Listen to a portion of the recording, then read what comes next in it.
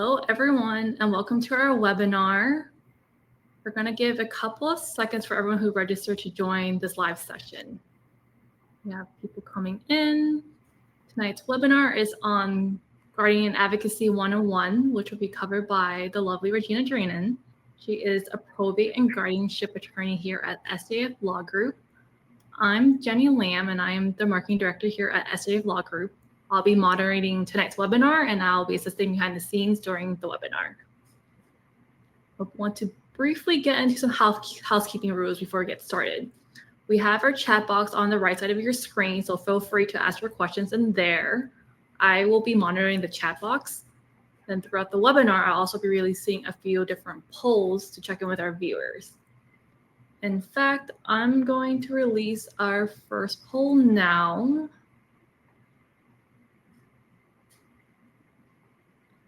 Which best describes you? Please let us know by selecting one of the answers. We would love to know more about our audience tonight.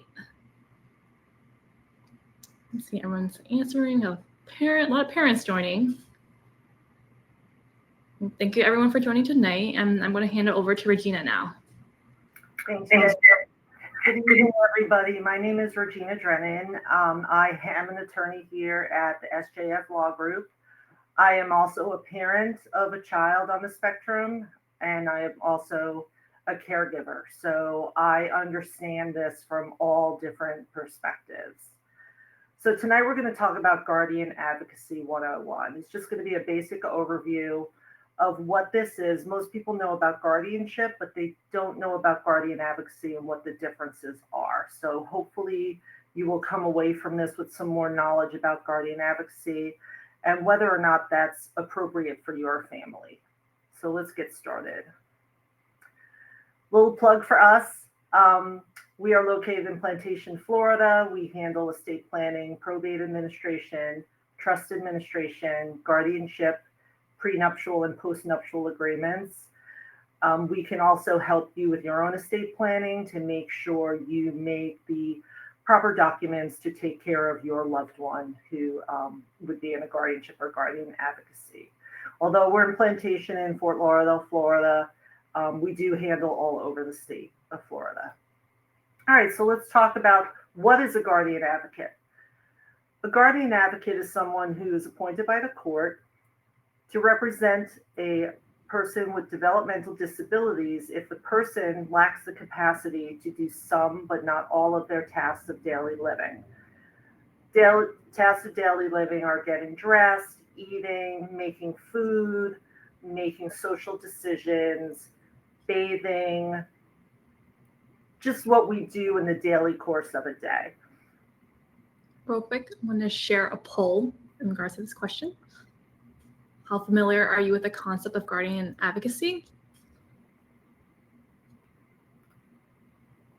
Well, let's first start off with what constitutes a developmental disability.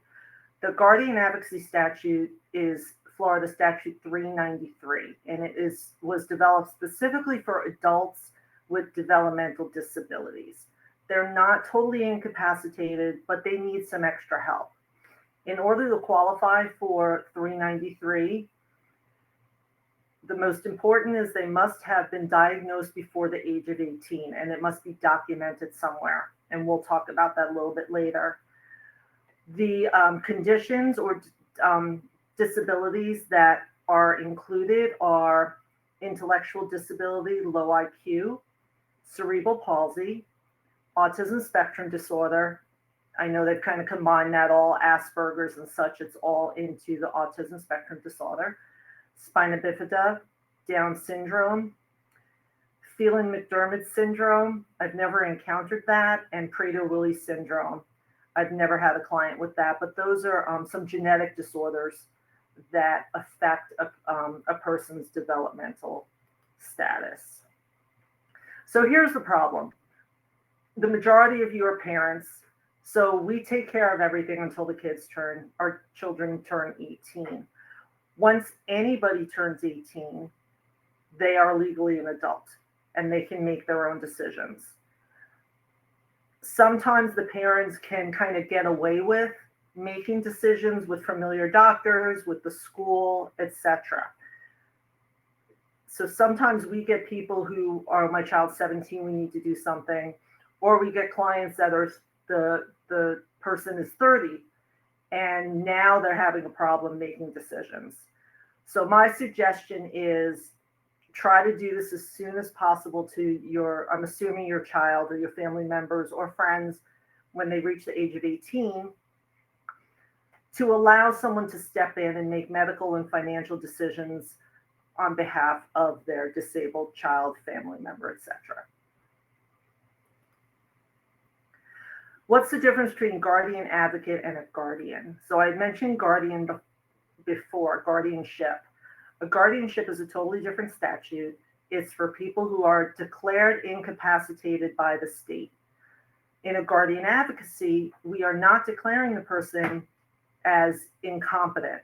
What we are saying is there are some challenges, there are some developmental disabilities that were diagnosed before the age of 18, and they need extra help. They need guidance. They need someone to step in and protect them. So it's more of a streamlined process, if you will. The person is not declared to be incompetent. It's just they have this diagnosis. Here's the documentation. Please delegate those rights to the guardian advocate to allow them to act in their best interest. One reason that's important is because even in a regular guardianship, the court always looks to the least restrictive alternative. So for example, if a person has a power of attorney or a healthcare surrogate and they're found to be incompetent, the court will look to see, hey, are there any other documents in place that could help this person? Guardian advocacy is also a least restrictive alternative to guardianship. So this is important to know, that we try to do the least effect on someone's rights. Another big question is, to do a guardian advocacy, do I need an attorney? For a guardianship, yes, but what we're focusing on tonight, no.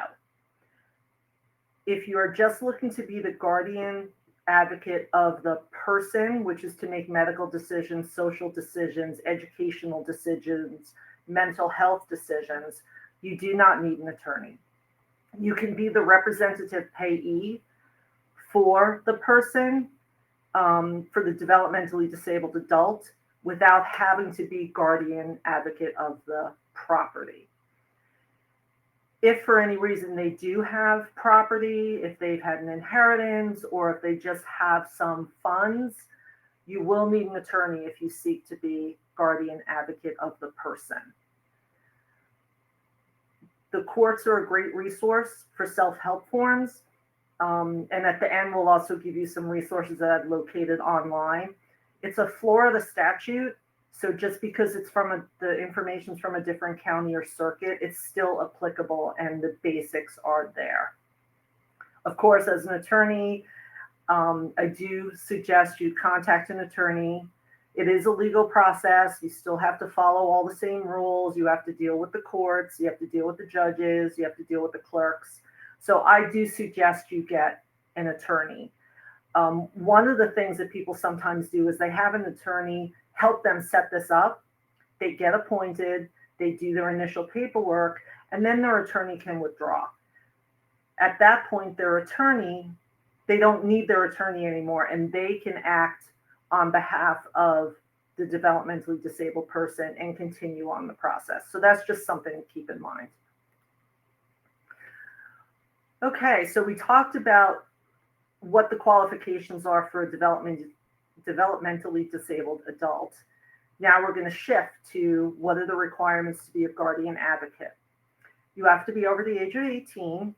You cannot be a convicted felon. You have to be a resident of Florida unless you are a relative. You cannot be a provider of healthcare services to the ward, meaning you can't be hired to give healthcare services to the ward. And you have to be able to fulfill the duties of a guardian. If you are incapacitated or not physically or mentally able to take care of the person, you would not qualify. How long does the process take? Well, initially here at SJF, you would come, we would have a consultation, you would decide if you're going to hire an attorney, intake is done, paperwork is done, documents are drafted. Okay, that varies if you're doing it on your own or if you're working with an attorney. Once the paperwork is done, you have to file the paperwork with the courts. Typically, the initial filing of the documents to the signing of the letters and orders should take about 6 weeks. Of course, sometimes less, sometimes more, but it's at least 4 weeks. Hopefully we get it done by 6. So now you've been appointed as guardian advocate. What is it you need to do now? You will continue to do what you've always been doing, except now you'll have a piece of paper that will allow you to do it. You will continue to help them get their medical care, government benefits, etc., act as their advocate, be involved in their daily lives. You will help them manage finances and contracts, again, if you're being guardian advocate of the property. Every year there are documents you have to file with the courts, which we will explain in a future slide. Okay, so step 1. You have either contacted an attorney or you're thinking, hey, I'm going to try and do this on my own. So this is the information you need to gather in order to fill out the information. You need the petition to appoint the related forms, which we'll go over. You need names and addresses of the next of kin. That would be mom or dad, brothers and sisters, aunts and uncles, anybody who's involved with the care of the developmentally disabled adult. You need to provide the name, address, and phone number of the current physician. That just provides information to the courts. We look for the date of diagnosis of the developmentally disabled person. It may or may not be writing. We all know as parents they were 4, they were 5, they were 2, etc. We need to see an amount and proof of assets or income. So if your child is getting, I keep saying child because that's typically what the relationship is. Every January, you would get a letter from SSI regarding what their annual benefits are. It's good to have a copy of that to provide that information. The most important thing is some sort of document. And I know as parents, we all have that big folder of all the information from when our child was first diagnosed. And there has to be somewhere in black and white, a letter, psych report, or IEP stating exactly what the developmental disability is and that it was diagnosed prior to the age of 18. The diagnosis has to be one of the diagnoses that was on earlier. Cerebral palsy, autism spectrum disorder, Willie Prater, Down syndrome, low IQ. And I've had cases where we've gone to court and some of these disabilities have physical characteristics. And we're sitting there in court and the judge is saying, I know this person has this, but I still need to see something in writing. So typically the first or second page of your IEP will have a diagnosis, and that's all you need. And just a reminder too, that at least in Broward County, this is a confidential proceeding. It's filed in mental health court. So because it's hard, we don't want to put out information about our family and our children for just anybody to read. So it is a confidential file, only certain people can see it. Things will be redacted. Your privacy will be maintained. Okay, so now the hard part is complete all the necessary paperwork. Again, the court will walk you through it as much as they can. They can't give legal advice, but they can direct you in the right direction. You gather your paperwork, you file the forms with the clerk of courts. You can either go in person or you can register on the e-portal, which is myfloridacourtaccess.com. Register and you can upload and scan in the documents. That's the preferred way of doing things. And you do not need to be an attorney in order to do that. We talked about not being a convicted felon. So one of your requirements is to get electronic fingerprints, which gets submitted to the court. And what they do is they then run a Florida Department of Law Enforcement, FDLE, background check. You also, as part of the necessary paperwork, you fill out an application, and it basically looks like a job application. The most important part of that is it asks, have you ever been arrested for a felony, something other than a felony? Have you ever been convicted, etc.?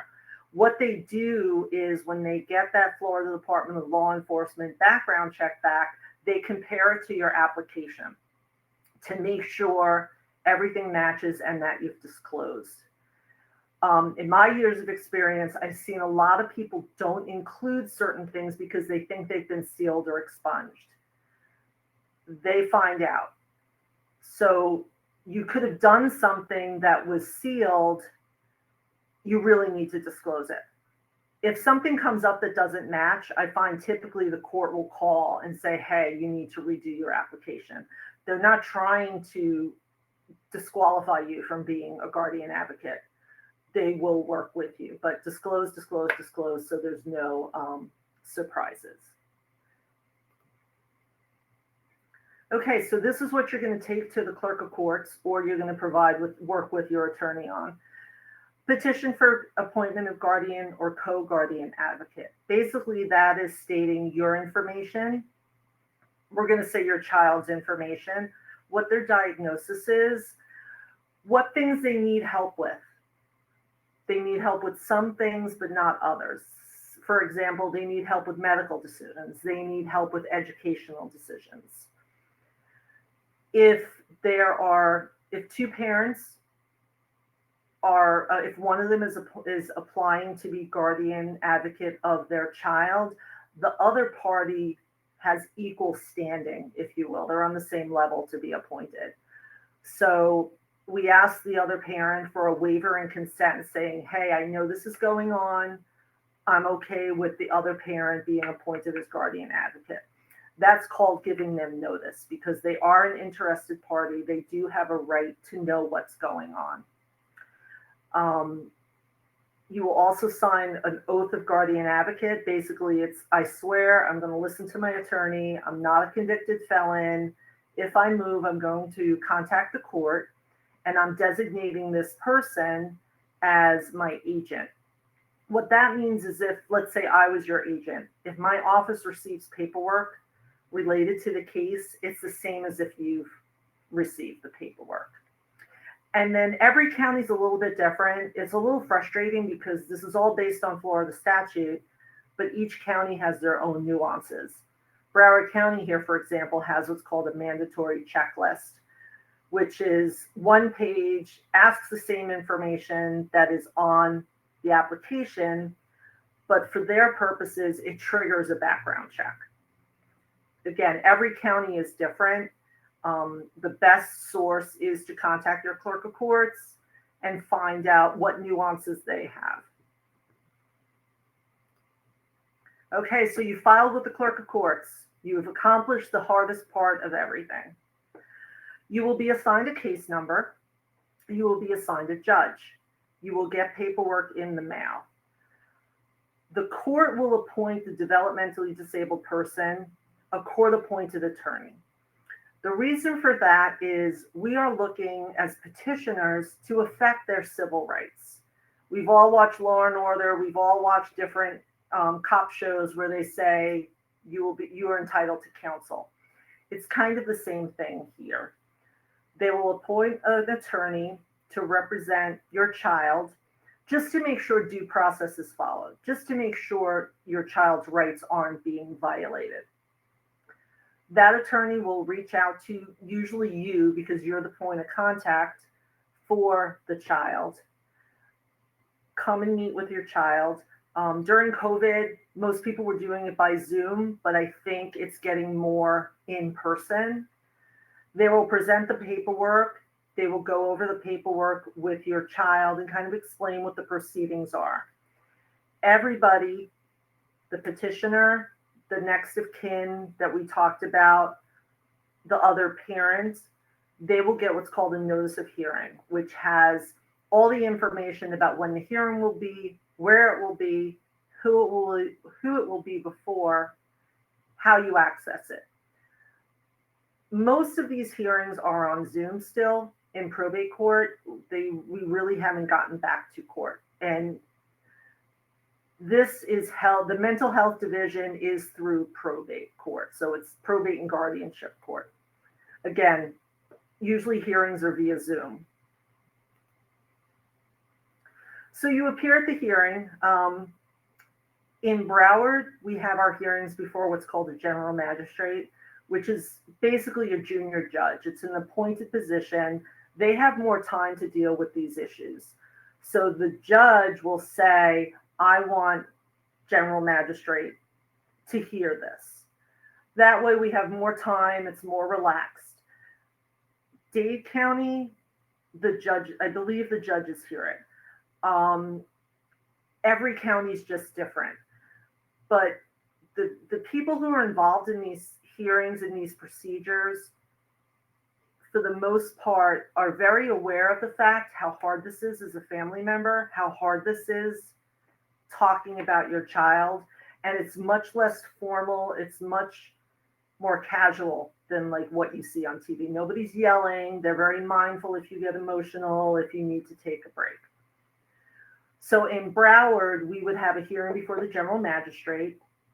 The attorney for your child has the option of waiving your child's presence. The reasoning for that is, we're talking about your child, and you don't want to upset them, and they may not be able to contribute to the hearing. So their attorney can make a judgment call and say, hey, I'm going to represent this person. That's typically what I do. I've had a couple where the child was super excited to go to the courthouse. So come on in, you come to the courthouse.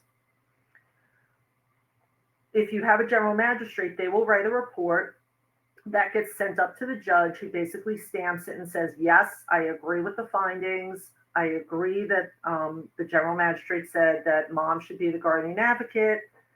It's an order. At that point, we have to, we submit the order appointing guardian advocate and the letters of guardian advocate to the judge. Sometimes you mail it in, sometimes it's uploaded through a portal. They sign it, it gets scanned in, it appears on the docket. At that point, you can get what's called certified copies of the letters and the order, and that really gives you the power. The order says, we're going to appoint mom and dad as the guardian advocate of child. The letters delineate what rights have been delegated to you. So again, remember, we're not taking rights away. We're not saying they're incompetent. We're just delegating them to you. You will then be required within 4 months, you have to take an 8-hour online class. It's on demand. It's not that you have to sit in a classroom for 8 hours. I think the last hour is at a set time, but the other 8 hours you can take whenever you want. And that has to be done within 4 months. You will get a certificate of completion, which you submit to your attorney, and they file it to show proof to the court, or you file it with the court to show that you met your requirements. Within 60 days of the date those letters and orders are dated, you have to do what's called an initial plan. These forms, again, are all on the court websites. And basically, the initial plan is telling the court what you intend to do to care for your child for the next year. What their doctors are, where they're living, what your plan is. The biggest thing here in Florida too is evacuation, right? What are you going to do if there's a hurricane? So that gets submitted within 60 days. If your child has property, we also have to do an initial inventory, which is basically a snapshot of what they owned at the time of the letters and orders. And then every year, we have to do a new application, which just, again, updates information with the court, and a checklist. Broward County has a checklist. Not every county has a checklist. And by filing that application, it will trigger another background check. So you only have to do your electronic fingerprints once. And it doesn't matter if you've done it for something else. I get that a lot, like, oh, I'm a teacher. You still have to go get these fingerprints done. So here's a bunch of links and info. If you Google Guardian Advocate Florida, a bunch of information will I'm going to share the links in chat box, please. Regina, so I have it for everyone. Here's the first one. And then also, I released our last poll. Please let us know what your biggest concern is regarding Guardian advocacy. 6 links. And then, Regina, there's a couple questions in the chat box for you. Okay. All right. Let me see. How do I check? Okay. Okay. Let's see. If you've been your child's guardian a few years ago but didn't know how to renew, you had to renew yearly, is it difficult to start the ball re-rolling? No. During COVID, at least here in Broward County, everything was kind of suspended. So if you were not in compliance, there weren't any hearings. So the cases still remained open. Basically, what you need to do is just get caught up. So let's say you had done your initial inventory and your initial plan. There are accountings that were due, or probably for the most part, just plans. It kind of sounds counterintuitive, but you would have to go back. Let's say you got appointed in 2022. You would have to do, your initial plan would have been from 22 to 23. So you owe the court 23 to 24, 24 to 25. And the most important part of that is they require a physician's report every year. Basically, it ensures the court that they're being seen by a doctor, and it gives them information about whether or not there's rights that can be given back. But I wouldn't worry about it. It happens all the time. Just, you can fix it. It's really not that big a deal. Nobody's going to shame you. It's just finishing the paperwork. So don't ever feel bad about it. We're all human, and COVID changed everything. So you just need to kind of step back in where you were at and keep going. Okay, let's see. Does the other parent have to be given notice if full custody has been awarded to the caretaker parents? This is where there's a difference between custody and parental rights. So if someone's parental rights were terminated, no. But if there's full custody, it would depend on what the paperwork says. But for the most part, I believe they would have to be given notice. That being said, if they've given notice of the hearing and they come to court and say, I want to be the guardian advocate, you would say, here's the paperwork from our divorce or dependency case. I've been in charge. And that would be considered evidence to support your position. So again, it's the famous legal answer, it depends. But you have to look at, was it full custody or was it decision making? But again, you just have to provide the information and state your case. All right, let's see what we got. If there is a potential inheritance down the road, but no assets to speak of, can a guardian advocate guardianship be changed later, or should an attorney be retained from the start? That's a really good question. It really depends on what you think. No, you don't need an attorney from the start. And what'll happen is, so let's say there's an inheritance from the grandparents, okay? The trust, let's say, and there's a trust or they're going through probate. That person, the attorney who's handling that, because you need an attorney for the probate, should say, hey, this is going to somebody who's in a guardianship or a guardian advocacy. They need a guardian or guardian advocate of the property. So at that point, you could contact an attorney and say, we have this ongoing case. I've been doing it all on my own. We're getting property. can we hire you to come in and do this? So you can certainly do it from the beginning or do it later. Another thing you could do is just have an attorney from the beginning, get everything set up, and then tell the attorney, thank you very much. I'm going to carry this forward until we get some property. Because I know it's costs are tough when you have a child with special needs. And this is adding another component that most parents wouldn't need. They wouldn't have to worry about attorneys. Okay. Do we need to wait until they turn 18? So the statute says you can file it when they're 17 and a half. But I've had pushback with people try to get it so let's say they turn 18 on the 19th, they get appointed on the 20th. That would be the ideal situation. For my own child, I had like a 3-week period where it was just, there was nobody in charge. Some of the court, again, per statute, you're supposed to be able to do it, but I've always gotten pushback because they don't want the attorney to contact the person while they're still a minor, because they're still under your care. So my suggestion would be, what I try to do with my clients is we get all the paperwork done and ready, and then we file it like a week or two before they turn 18. You can call 6 months in advance, get all the information together, and then file it. But unfortunately, there's probably going to be a period where, God forbid, something happens, you're going to be nervous. Let's say something happens to your child during that period and you go to the hospital.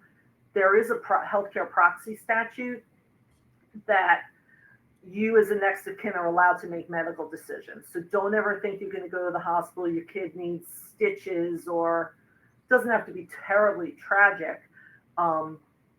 They will allow you to make decisions for them. Let's see, we got anything else?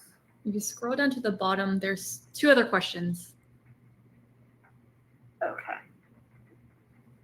Okay, so here's a good question. What happens if you are a parent and an advocate, and then you want to appoint a sibling? So we have something that's called a standby guardian advocate. What that means is you're appointed as the advocate, but you want someone on deck for you, if you will, for baseball terms. You would file a petition to appoint standby guardian advocate, which I'm assuming would be the sibling or your other child. They would do the petition, they would do the background check, they would go through the same steps.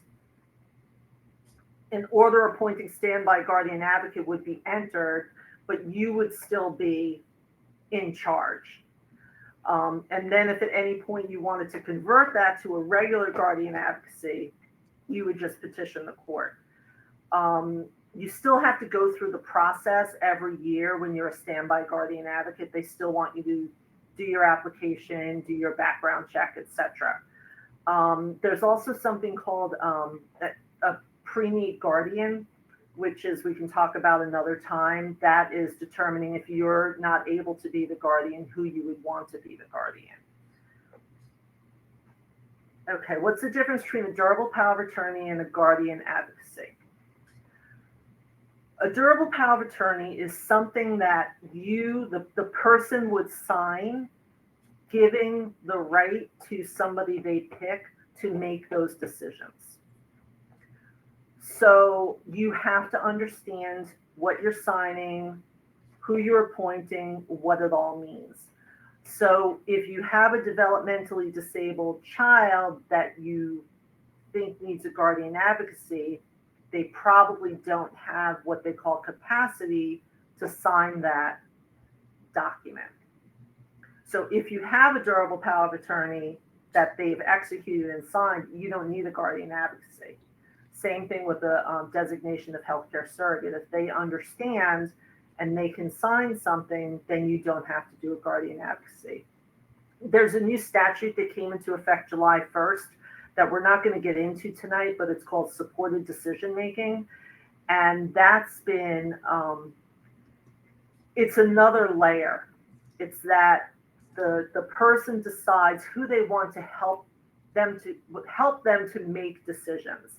It's not giving the parent the rights, but it's saying, it's formalizing, hey, I want mom to be able to be with me at the doctor, to talk to the doctor, to make decisions.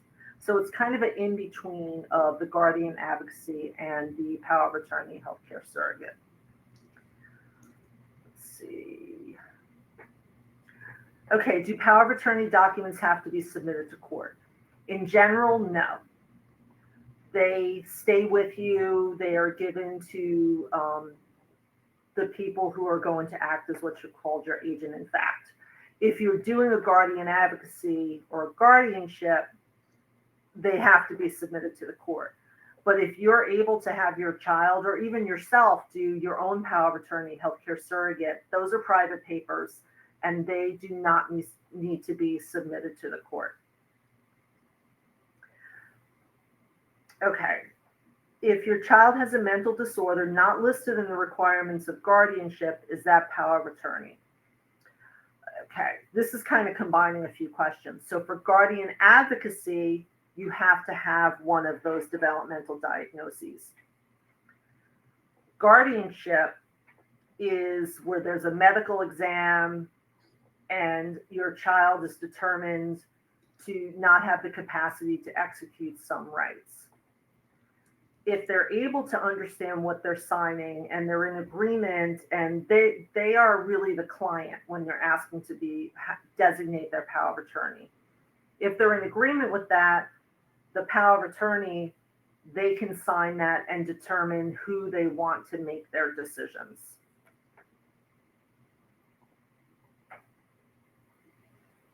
Okay, so I missed the first few minutes of this. I'm an attorney and have guardianships. What if I think a guardianship is more appropriate? Is there a mechanism to essentially downgrade a guardianship to a guardian advocacy? There are two different statutes. So I've tried to do this and I was not successful. I honestly don't know if what you could do in the guardianship is do a restoration, suggestion of capacity and have an examination done for some of those rights. You'd have to, it's hard. So let's talk about autism, right? It's a spectrum. So one of my very first cases was actually I was court-appointed attorney for a young man with cerebral palsy. Okay, great, check. He's in 393. We can do a guardian advocacy. When I met the young man, he was totally nonverbal, 100% assist. He didn't qualify for the guardian advocacy. Same thing with autism. It's a spectrum. So there are some that are very high functioning, and there's some who a guardian advocacy really wouldn't be enough, that they need the guardianship. So you'd have to, if you already have a guardianship, you'd have to do a suggestion of capacity and try and also file in a petition to appoint guardian advocate. I wish I had a better answer, but I really don't know. I've never encountered that. Trying to see, did I get everybody? Yep, we don't have any other questions in the chat box. One more comment. You got 3 weeks until his 18th birthday. So definitely, that's a great segue into this.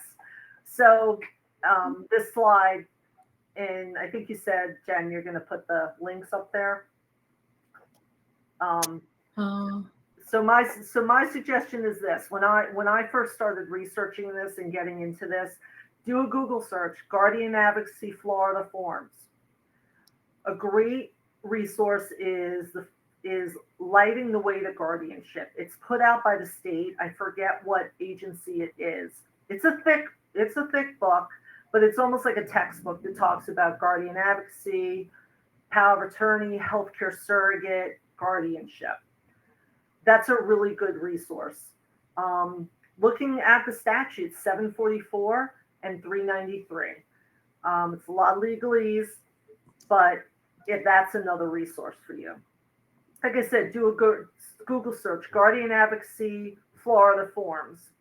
The 8th and 9th Judicial Circuit, which I believe are Orange County in Central Florida, they have all the forms online.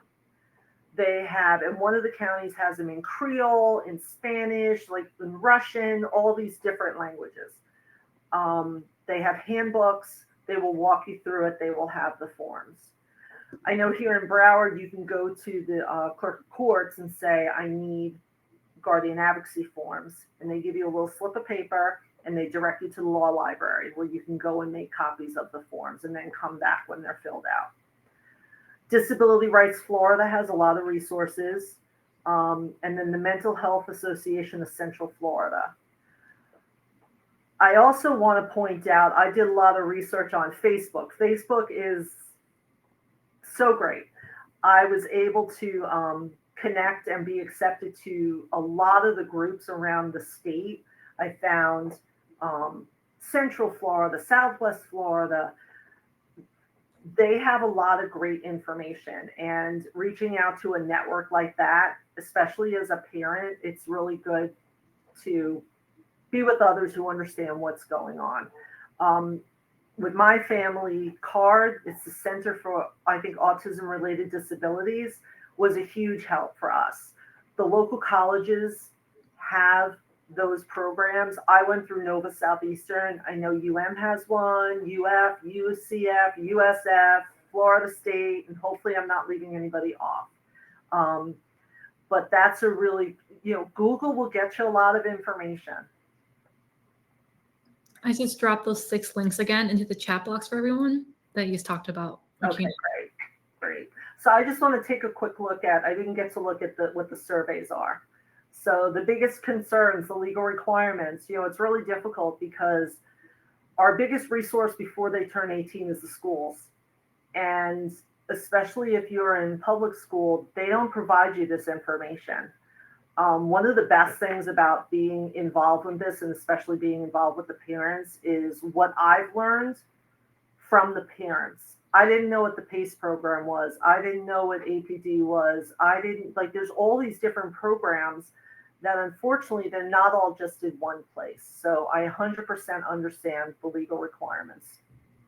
The cost involved, if you have to hire an attorney, it's not cheap. So I can 100% understand that. I'm going to give a shout out to Talia Rangel, who is here from Nova Law School. They have an adult, I forget what it stands for. It's AIDD, Adults with Developmental Disabilities. They have a clinic that assists families who are looking to do the guardian advocacy. They will help you and stay on the case until you are appointed. Check your local law schools to see if they have any type of clinics to help, because I know St. Thomas, where I went to school, now is getting more into that. So reach out to your local law school and see if they have any clinics or anything to help adults with developmental disabilities. Yeah, the big 82% said, do you know someone over the age of 18 with a disability? I think in this day and age, we all know somebody. Be it a family member, be it a friend, be it, it's very prevalent. And especially now, they're coming of age. So, 20 years ago, you wouldn't have known as many, and the guardian advocacy wouldn't have been quite as important. But now these people with these diagnoses are growing up, and they need the help. Okay, so we got a mix. Some are over 18, some are under 18. Kind of a mix. Hopefully the people who said, how familiar are you with the concept of guardian advocacy, the one who said not familiar at all, hopefully you have learned something from tonight that you can take away. And the majority is parents. I'm not surprised. Like I said, I've been there. So I just really appreciate everybody's participation. My contact information is here. If you want to contact me directly, my email is regina@estateandprobatelawyer.com. Feel free to reach out. I'm very passionate about this, and I love talking with parents. So please don't hesitate to reach out. Also, talk to an attorney regarding your own estate planning. If you have somebody who has a disability, make sure you do the proper planning in your estate plan in order to take care of them. And I think that covers everything. Again, thank you everybody for your participation. This was my first webinar, so I really appreciate everybody joining, and I hope everybody has a good night. Great webinar, Regina. Thank you.